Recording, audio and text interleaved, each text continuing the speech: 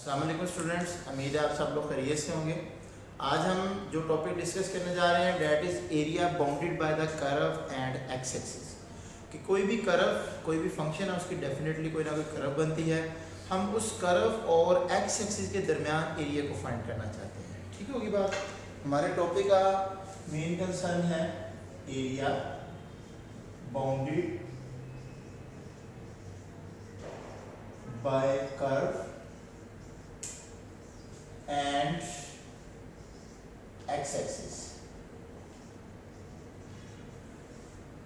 ले बेटा जी, आज हम इस टॉपिक को डिस्कस करते हैं। तो सबसे पहले आपको बता दें, हम इसके लिए ग्राफिकली रिप्रेजेंटेशन देखते हैं।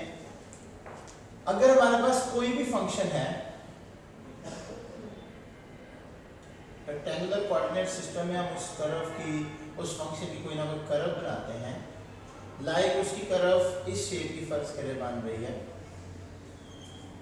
ये चीज any function F of x. आप कोई ना कोई एक्स की वैल्यू पुट कर रहे हैं और उसके अकॉर्डिंग आपको एफ ऑफ एक्स मिलता जा रहा है। आप एफ ऑफ एक्स में पुट करते जा रहे हैं, वाई की आप वहां से मिलते जा रहे हैं और आप एक कर्व ट्रेस करते जा रहे हैं। ठीक है, डेफिनेटली आप एक्स की किसी एक वैल्यू से स्टार्ट लेंगे, x is equal to a, और किसी एक वैल्यू पर आप स्टॉप कर देंगे x is equal to b तक। ठीक होगी बात। या हम एक पॉइंट दरम्यान में ले लेते हैं, ये ले लेते हैं x is equal to b एक पॉइंट है और ये हमने एक पॉइंट ले लिया c। अब हमने एक्चुअली निकालना है एरिया। हमारा टॉपिक का नाम है area bounded by curve and x axis. मतलब कर्व और एक्स एक्सिस, ये जो आपको ब्लू कलर में एक्स एक्सिस नजर आ रहा है, इसके दरम्यान एरिया फाइंड करना है। ये जरूरी नहीं है कि ये पॉजिटिव एक्स एक्सिस हो, ये नेगेटिव भी हो सकता है। मतलब अगर हम कर्व को थोड़ा सा ऐसे ट्रेस कर ले तो यहाँ से हम ये x is equal to a point start कर सकते हैं, उसमें कोई फर्क नहीं आएगा। ठीक है, लाइक दिस। चलिए, अब हम देखना चाहते हैं कि ये एरिया कैसे फाइंड किया जाता है। आपने क्या करना है, area bounded by curve and x axis, इसमें आपने देखना है कि जो कर्व है वो एक्स एक्सिस से अबव है या बिलो है। ठीक है, जब आपके पास when curve is above the x axis, कि जब आपके पास कर्व एक्स एक्सिस से अबव होगी तब क्या सूरत होगी, और जब कर्व एक्स एक्सिस से बिलो होगी तब क्या सूरत होगी। अबव होने की सूरत में आपने इंटीग्रेशन लेनी है ए से बी तक। ए वो पॉइंट जहां से आप स्टार्ट करना चाह रहे हैं और बी वो पॉइंट जहां पे आप खत्म करना चाह रहे हैं। उस फंक्शन की, जिस फंक्शन पे ये कर्व बन रही है, वो इंटीग्रेशन ले ली जाएगी। That gives you the area above the x axis below the curve. इसको हम बोलते हैं above the x axis and below the curve. ये वो हिस्सा है जो एक्स एक्सिस से ऊपर है लेकिन कर्व से क्या है, नीचे है। और इसमें ये बात ख्याल रखी जाएगी कि a इज, ये चूंकि लोअर लिमिट है कम होती है और b बड़ा होता है, तो a is less than b। ठीक होगी बात। लोअर लिमिट छोटी होगी बट अपर लिमिट बड़ी होगी। क्लियर होगी बात। अब अगर आपको यूं करना पड़ जाए, area bounded by curve and x axis when curve is below the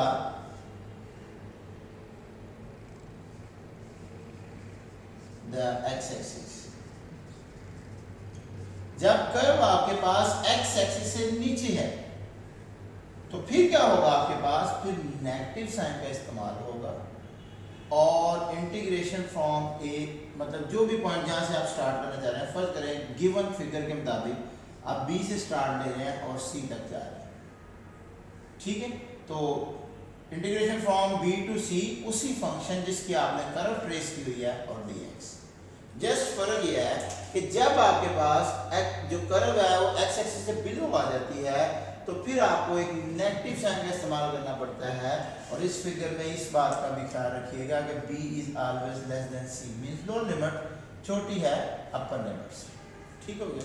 आप इसकी इंटीग्रेशन सॉल्व करें और इजीली इसको कर सकते हैं। जस्ट आपने दो बातों का ख्याल रखना। और इस सूरत में हम ये बात कहते हैं कि अब जो हमने एरिया निकाला है, it is the area above the curve, curve से ऊपर है, और बिलो द एक्स एक्सिस, और एक्स एक्सिस से क्या है, नीचे है। इसको क्या बोलते हैं, above the curve and below the x axis. तो दोनों एरियाज में फर्क है। मेथड से मैं जस्ट नेगेटिव साइन इंडिकेट कर रहा है कि अब आप बिलो है, जब आप पॉजिटिव साइन है तो दैट मींस कि अपवर्ड एरिया है। क्लियर होगी बात? कोई प्रॉब्लम इस टॉपिक में आपको? तो अब हम इससे पहले क्वेश्चंस देते हैं। एक्सरसाइज है हमारे पास 3.7, उसका क्वेश्चन है, कहता है पहला क्वेश्चन है, find the area between the x axis and the curve y is equal to x square plus 1 from x is equal to 1 से लेकर x इज इक्वल टू 2 तक।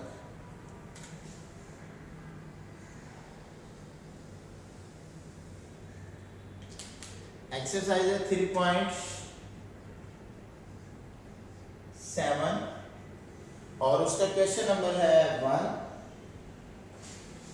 Question number 1, find area above the x axis and below the curve, या between the x axis and the curve, between x axis and curve y is equal to x square plus 1।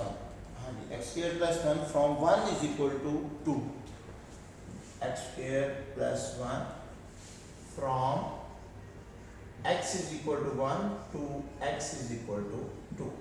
अब बेटा इस question को solve करने के लिए या तो आप उसके अपनी कर्व को ट्रेस कर लें, जो कि बेहतरीन मेथड है, ठीक है, कि आप अपने क्वेश्चन की, अपने कर्व की ट्रेसिंग करें, उसका ग्राफ बनाएं और फिर आप उससे समझ के चलें। या फिर आपको ये चेक करना पड़ेगा कि जो गिवन लिमिट है उसके अंदर आपकी कर्व पॉजिटिव रहती है तो दैट मींस ये अबव द एक्स एक्सिस है, मतलब y की वैल्यू अगर पॉजिटिव रहेगी तो ये अबव द एक्स एक्सिस है, और अगर y की वैल्यू नेगेटिव आ रही है दैट मींस ये बिलो द एक्स एक्सिस है। ये चीज आपको जज करनी पड़ेगी। दोनों तरीकों से मैं आपको बता देता हूं। फर्स्ट करें हम सॉल्यूशन में करते हैं, given curve is y is equal to x square plus 1 from x belongs to, या x is equal to 1 to x is equal to 2, ऐसे भी लिख सकते हैं और इस चीज को ऐसे भी लिख सकते हैं, x belongs to 1 से लेकर 2 इंटरवल में। हमारे पास the given curve, the curve is above the x axis। देखिए ना, आप 1 से लेकर 2 तक, 1 भी शामिल 2 भी शामिल, इसके दरमियान जितने भी पॉइंट्स हैं 1.1 1.2 1.3 कोई भी पॉइंट इधर पुट करते जाएं, आपको y का आंसर पॉजिटिव मिलेगा, और y का आंसर पॉजिटिव मिलने का मतलब आपकी कर्व जो है x एक्सिस से अबव है, तो the curve is above the x axis. और अगर आप इसकी ट्रेसिंग करना चाहते हैं तो रेक्टेंगुलर कोऑर्डिनेट सिस्टम में ट्रेसिंग भी कर सकते हैं, ये एक बेहतरीन मेथड है अगर आप उसको ट्रेस करना चाहते हैं तो आप x की कीमत इस कर्व में 1 पुट करें तो क्या आंसर आएगा, 1 + 1 2, 1 का स्क्वायर 1 नहीं, प्लस 1 2, तो x की कीमत 1 पुट करने पर y की कीमत 1 और 2 आती है, ये आपका एक डॉट लग गया। x की कीमत 2 पुट करने पर क्या आंसर आता है, 2 का स्क्वायर 4 प्लस 1 5, तो x की कीमत 2 पुट करने पर y की कीमत 5 मींस यहाँ पर एक डॉट लग गया। तो ये आपकी कर्व जा रही है, कर्व तो आगे भी चलती जाएगी, पता नहीं कहाँ तक जा रही है, लेकिन हमें जस्ट इस लिमिट के अंदर रहते हुए उसकी ट्रेसिंग करनी है, और ये रेड कलर का एरिया हमें कैलकुलेट करना है। ठीक होगी बात? ये कर्व का आपको फार्मूला। तो अब आप यहाँ से ग्राफिकली भी देख सकते हैं कि कर्व x एक्सिस से अबव ही है, ठीक है ना। ये कर्व है आपके पास y is equal to x square plus 1 from x is equal to 1 से लेकर x इज इक्वल टू 2 तक। क्लियर होगी बात? तो देखिए इसकी एरिया, इसका एरिया फाइंड करते हैं। तो so area under the curve and above the x axis which is equal to integration from lower limit to upper limit आपके पास एफ ऑफ एक्स लिख लें, वाई लिख लें, कोई प्रॉब्लम नहीं है क्योंकि हम पढ़ चुके हैं एफ ऑफ एक्स और वाई एक चीज होती है। तो इस टाइम आपके कर्व चूंकि y equal to x square plus 1 है तो आप उसको यूज करेंगे इंटीग्रेशन 1 से 2 एक्स स्क्वायर प्लस 1 dx और इसकी इंटीग्रेशन एक्स स्क्वायर के ऊपर अलग हो जाएगी और 1 पे इंटीग्रेशन अलग हो जाएगी। एक्स स्क्वायर की इंटीग्रेशन क्या आ जाएगी एक्स क्यूब बाय 3 1 से लेकर 2 तक और 1 की इंटीग्रेशन क्या आ जाएगी x 1 से लेकर 2 तक। तो इसके अंदर अब आप लिमिट्स पुट कर देंगे तो आपको आंसर क्या मिलेगा जी 2 पुट किया अपर लिमिट 2 का cube over 3 minus lower limit put की तो 1 का क्यूब ओवर 3 इस चीज का आंसर हो गया प्लस अब इधर से अपर लिमिट 2 और माइनस लोअर लिमिट 1 तो it is 8 by 3 minus 1 by 3 plus 1 सब का एलसीएम ले लिया 3 एलसीएम आ गया it's 8 it's negative 1 it's positive 3 तो 8 और 3 11 11 में से 1 गए तो 10 बाय 3 ये अब आपका पहला क्वेश्चन है क्योंकि एरिया फाइंड कर रहे हैं तो स्क्वायर यूनिट देखिए हमें नहीं पता कि उसने ये लेंथ मीटर में लिया सेंटीमीटर में लिया डेसीमीटर में लिया किलोमीटर में लिया तो भाई जिस भी यूनिट में ली होगी उसका स्क्वायर आएगा क्योंकि एरिया फाइंड किया ना तो area is a square unit होता है जो भी यूनिट आप यूटिलाइज कर रहे हैं उसका आपको स्क्वायर लेना पड़ेगा। तो अब इसी तरह नेक्स्ट क्वेश्चन की तरफ चलते हैं। क्वेश्चन नंबर 2 है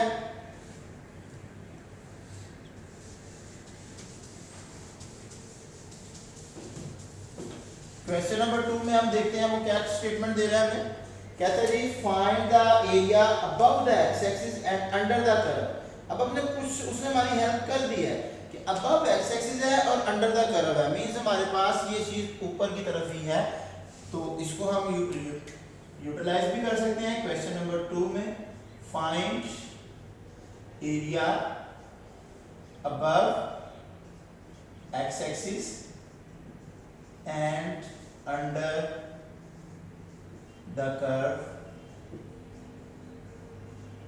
कर्व क्या है आपके पास y is equal to 5 minus x square y is equal to 5 minus x square और लिमिट आपको दिया है from x is equal to -1 से लेकर x is equal to कहां तक 2 तक ले बेटा जी कुछ तो गाइडलाइन उसने हमें दे दिया है कि भाई अबव द रहना है लेकिन हम अपनी तसल्ली के लिए ग्राफ भी बना सकते हैं और वैसे भी हम इस लिमिट को इस कर्व के अंदर पुट करके देख लें तो y की कीमत अगर पॉजिटिव रहती है इस लिमिट के अंदर किसी भी जगह पर तो that means area above the x axis मालूम होगा और अगर किसी एक पॉइंट पे लिमिट डाउन हो रही है मतलब y की कीमत नेगेटिव हो रही है तो दैट मींस फिर एरिया नीचे भी चला जाएगा कर्व नीचे को जा रही है। ठीक है तो हम यहाँ पे लिखेंगे given curve which is y which is 5 minus x square so from this limit -1 to x is equal to 2 the curve is above the x axis। ये हमें कैसे पता चला भाई ये इस लिमिट को आप इस कर्व में पुट कर देना -1 पुट करेंगे तो 5 -1 का स्क्वायर 1 आ जाएगा और 5 - 1 4 आ गया। -1 से अगला पॉइंट कौन सा होता है यहाँ पर हम इसको अगर ऐसे ट्रेस कर लें ऐसे कर देते हैं अगर आपने ग्राफ नहीं बनाना तो ये 0 point it's negative axis is positive axis ये -1 है ये 1 है ये 2 है। -1 पुट करने पर हमें आंसर 4 मिल रहा है 0 पुट करने पर आंसर 5 मिल रहा है 1 पुट करने पर आंसर अगेन 4 मिल रहा है 2 पुट करने पर आंसर 1 मिल रहा है। तो जितने भी हम पॉइंट्स चेक कर रहे हैं x की कीमतें पुट करने पर y की कीमतें ग्रेटर देन 0 ही रह रही हैं तो दैट मींस ये हमारे पास क्या आ रही है पॉजिटिव कर्व है अबव द एक्स एक्सिस है। और अगर अब हमने इसकी ट्रेसिंग करनी है तो वो भी आप कर सकते हैं। जो लाइक बच्चे हैं लाइक जो चाहते हैं कि हमारी बोर्ड पे एक अच्छी रिप्रेजेंटेशन हो तो वो अपनी इस कर्व को ट्रेस लाजमी करें। ये 0 ये -1 ये +1 ये +2 ठीक हो गया। -1 पुट करने पर x की कीमत 4 आ रही है 1 2 3 4 ये चीज ये डॉट लग गया। 0 पुट करने पर 5 आ रही है दैट मींस ये y की वैल्यू 5 है ठीक हो गया। ये कर्व एक्स वाई एक्सिस को थोड़ा सा बड़ा बना देते हैं। Chapter number 5 first year second year में हमने ये ट्रेसिंग वगैरह की है वहाँ पे लाइनों की ट्रेसिंग है यहाँ पे कर्व्स की है 1 पुट करने पर अगेन 4 आ रहा है, ठीक हो गया, और 2 पुट करने पर अगेन 1 आ रहा है। तो लाइक ये ऐसे की शेप की कोई कर्व होगी, ये अब आगे को भी जा रही होगी, बैक एंड भी कहीं से आ रही होगी, हमें नहीं आइडिया, लेकिन हमें इसके दरमियान रहते हुए एरिया फाइंड करना है। -1 से लेकर 2 के दरमियान ये सारा रेड एरिया आपने फाइंड आउट करना है।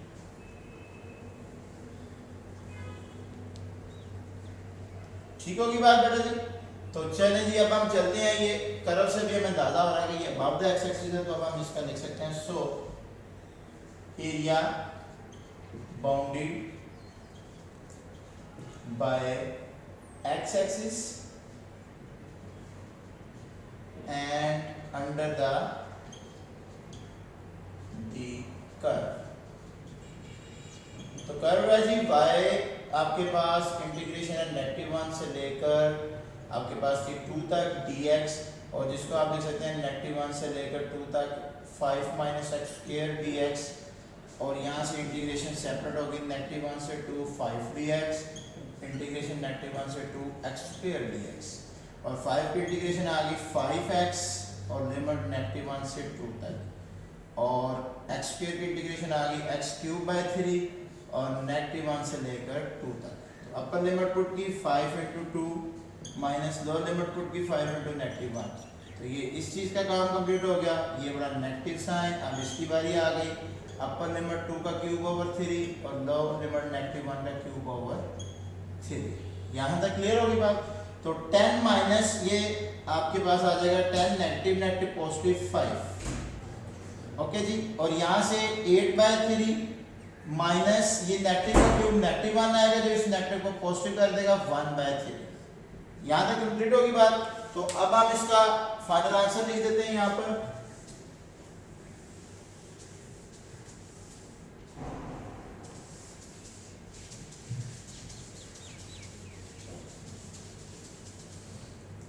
जी फाइनल आंसर होगा 10 + 1 15 माइनस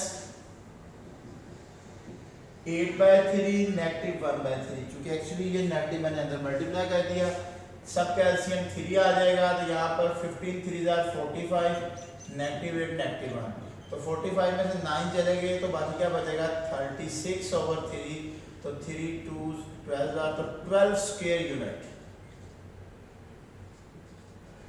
मतलब इस कर्व के नीचे जो एरिया आएगा वो कितना होगा जी 12 स्क्वायर यूनिट। ठीक होगी बात? तो होप सो यहाँ तक आपको कोई प्रॉब्लम नहीं होगी। नेक्स्ट क्वेश्चन के लिए इंशाल्लाह नेक्स्ट वीडियो में मिलते हैं, तब तक के लिए अल्लाह हाफिज।